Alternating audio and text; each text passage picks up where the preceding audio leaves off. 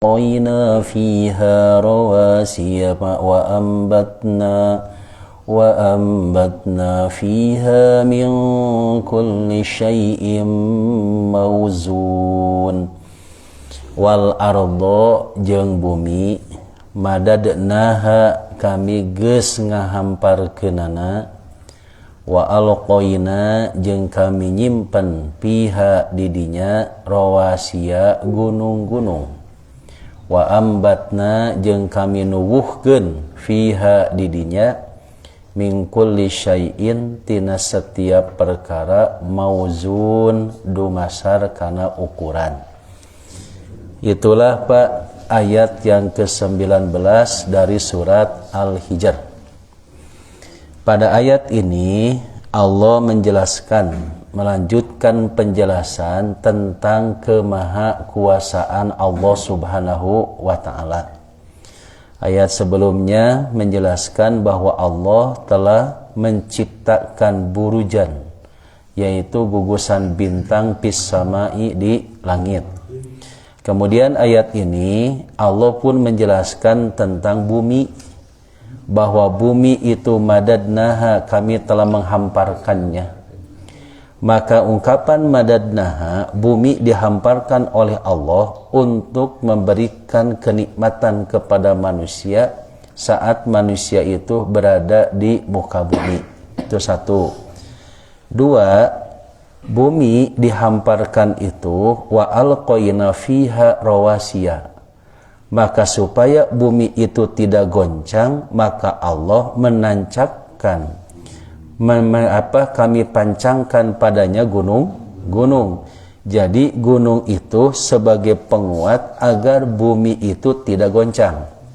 Dan bumi itu tidak goncang untuk apa? Memberikan kenyamanan juga kepada umat manusia. Lalu yang ketiganya, wa ambatna fiha min kulli syai'im mauzun. Allah pun menumbuhkan berbagai macam tumbuhan berdasarkan ukuran yang telah ditetapkan oleh Allah Subhanahu wa ta'ala.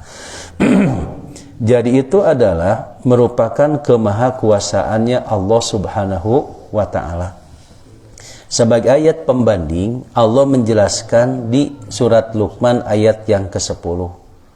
Allah berfirman, khalaqas samawati bighairi amadin, bahwa Allah telah menciptakan langit bighairi amadin, tanpa ada tihangnya. Tarawunaha, sebagaimana yang kalian lihat. Jadi adanya yang disebut dengan langit itu tidak ada tiangnya, tapi langit itu bisa berdiri dengan tegaknya. Dan semua ini itu tidak bisa dilakukan oleh makhluk Allah kecuali oleh yang maha kuasa. Kemudian wa alqa fil ardi rawasiya. Kalau di ayat yang tadi wa alqaina fiha rawasiya, tapi dalam ungkapan ayat ini memakai kalimat wa alqa fil ardi rawasiya. Tujuannya antamida bikum. Maka Allah meletakkan gunung-gunung di permukaan bumi agar bumi tidak menggoyangkan kamu. Jadi artinya kita berada di bumi pun itu dalam keadaan nyaman, karena bumi oleh Allah dipasang pasuk yang begitu kuat. Padahal bumi itu sebetulnya bergerak, tapi bergeraknya bumi tidak terasa oleh kita. Bagaimana bentuk bergerakannya? Bumi itu berputar, maka terjadinya malam dan yang disebut dengan siang. Berarti itu ada satu bentuk pergerakan, tapi justru kita tidak merasakannya. Inilah diantaranya kenikmatan yang telah Allah berikan kepada manusia. Wa bassa fiha min kulli dabah, dan Allah pun memperkembangbiakan segala macam jenis makhluk yang bergerak dan bernyawa di bumi.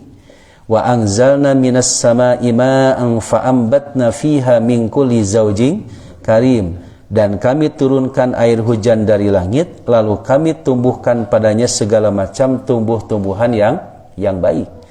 Jadi di sini para bapak, dari kalimat fa'ambatna fiha, jadi tumbuh-tumbuhan itu ditumbuhkan oleh Allah melalui air yang diturunkan oleh Allah dari langit.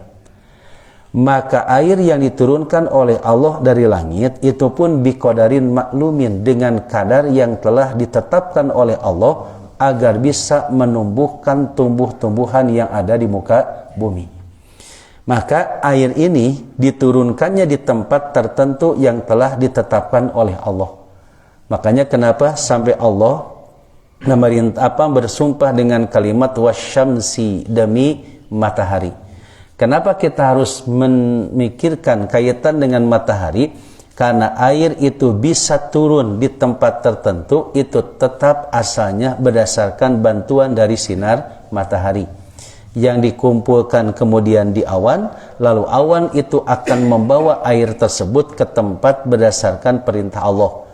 Apakah awan membawa sendiri? Tidak, tapi awan itu dia akan datang pergi ke tempat tertentu berdasarkan bantuan angin.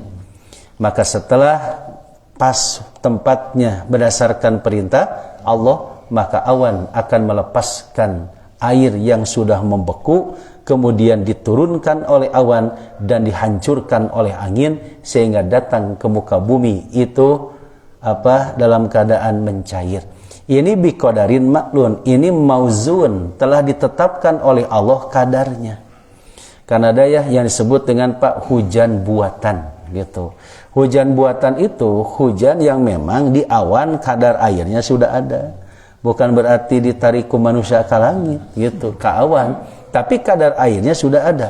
Lalu prosesnya dipercepat supaya air tersebut bisa turun. Tapi yang namanya manusia gitu kan banyak, pas air itu turun jadi hujan buatan, ternyata menurut para peternak ikan kan lauk wae kabulusan ku cai itu. Jadi laut kabulusan teh lauk teh bukannya jadi sehat, tapi justru malah pada mati gitu. Kenapa? Karena tidak biqadarin maklum. Nah, dengan air yang turun ke muka bumi, fa'ambatna fiha min kulli syai'in mauzun, maka tumbuhlah berbagai macam tumbuh-tumbuhan. Airnya sama, tapi kenapa buah-buahannya berbeda? Kenapa warnanya berbeda? Kenapa bentuknya berbeda? Dan siapa yang telah membentuk itu? Maka dibentuknya oleh Allah, bukan dibentuknya oleh air itu. Nah, inilah para bapak kemahakuasaannya Allah Subhanahu wa ta'ala. Makanya ini sebagai bukti bahwa betul Allah lah yang maha kuasa. Makanya dalam surat Luqman ayat yang ke-11 selanjutnya, wajar kalau seandainya Allah menentang atau istilahnya nantanglah gitunya ke orang-orang yang menyembah pada selain Allah. Maka kata Allah, hada khalqullah, ini adalah ciptaan Allah. Fa'aruni madza khalaqal ladzina min duni. Maka kata Allah, silahkan perlihatkan oleh kalian kepadaku gitu. Apa madza khalaqal ladzina min duni, apa yang telah diciptakan oleh selain Allah. Jadi maksudnya kalau seandainya kalian itu menyembah pada selain Allah, itu kira-kira apa yang telah diciptakan oleh yang telah disembah oleh kalian. Jadi kalau mungkin menyembah kepada berhala, apa yang telah diciptakan oleh berhala? Kalau seandainya menyembah pada pohon, apa yang telah diciptakan oleh pohon? Maka pertanyaan ini merupakan bentuk pengingat kepada manusia, maka yang layak disembah itu hanya Allah Subhanahu wa ta'ala. Ini diantaranya Allah ingin menjelaskan dan menyampaikan kepada manusia kenapa manusia layak menyembah Allah, karena ternyata Allah telah menetapkan di muka bumi ini pun sebagai bukti bahwa Allah itu maha kuasa. Jadi ini masih nyambung dengan ayat yang sebelumnya, tidak usah naik ke langit rek iman mah gitu nampaknya. Jadi dengan memperhatikan apa yang ada di dunia saja, itu harus memberikan keyakinan kepada kita bahwa Allah itu maha kuasa. Nah, maka ini menjadi bentuk makin yakinnya kita, maka makin kita kuat untuk betul-betul beribadah kepada Allah dengan mentafakuri apa yang ada di dunia ini. Kalau kemarin mah tafakur apa yang ada di langit, maka sekarang bertafakur apa yang ada di bumi. Nah, nanti para bapak di ayat yang ke-20-nya gitu ya. Nanti pun akan menjelaskan, makin menguatkan tentang kenikmatan yang Allah berikan kepada manusia yang ada di muka bumi. Inilah diantaranya sebagai bentuk penguat bahwa sepantasnya manusia itu la ilaha illallah, tidak ada lagi Tuhan selain Allah. Maka dengan bentuk ungkapan tafakur, insya Allah Pak, manusia akan makin kuat lagi keyakinannya. Yang ini alhamdulillah sudah Bapak lakukannya. Kemarin tafakur sudah 2 bulan kita bertafakur gitu. Yang inilah memberikan semangat bagi kita sehingga kita terus makin dekat kepada Allah, makin beribadah kepada Allah, karena kita menyadari dengan bergantinya waktu maka jatah usia kita makin berkurang, makin harus menyiapkan bekal untuk menghadap ke hadapan Allah Subhanahu wa taala. Terakhir para bapak, Rasulullah menyampaikan dengan bentuk gambaran al-qayyis tentang orang yang cerdas. Siapa orang yang cerdas itu? Mandanan nafsahu wa amila lima ba'dal maut.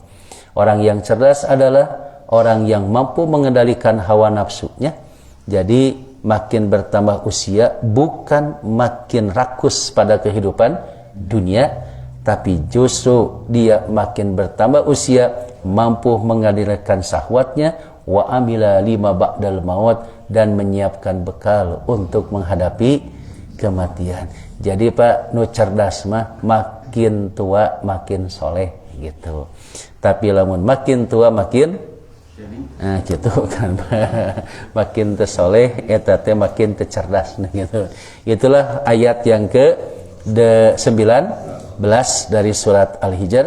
Insyaallah nanti dilanjutkan ke ayat yang ke-20-nya hari Senin yang akan datang, karena biasa besok hari Jumat kajian kita melanjutkan etika hidup seorang muslim, masih seputar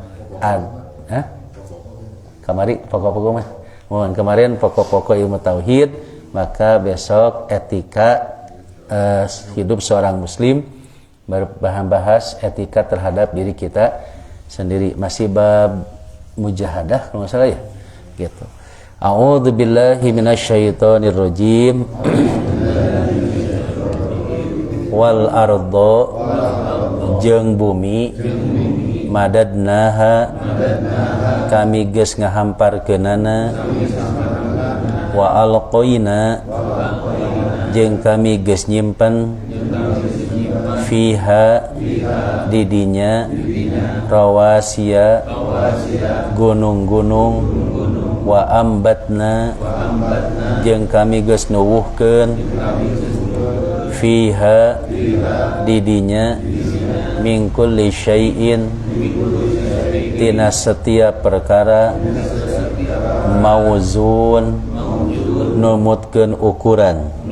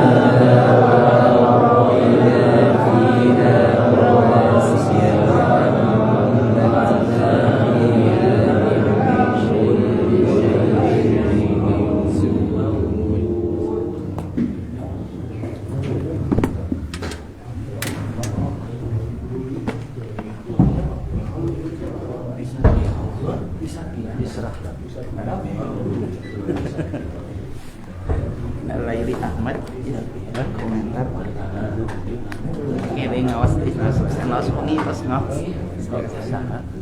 Ahmad. Oh, Ahmad eta nya Cicalengka. Awas ka ditu. Kalau bersawah. Di Cicalengka kalau bersawah. Waduh. Setiap malam Kamis naik kereta. Aduh. Tapi Hanya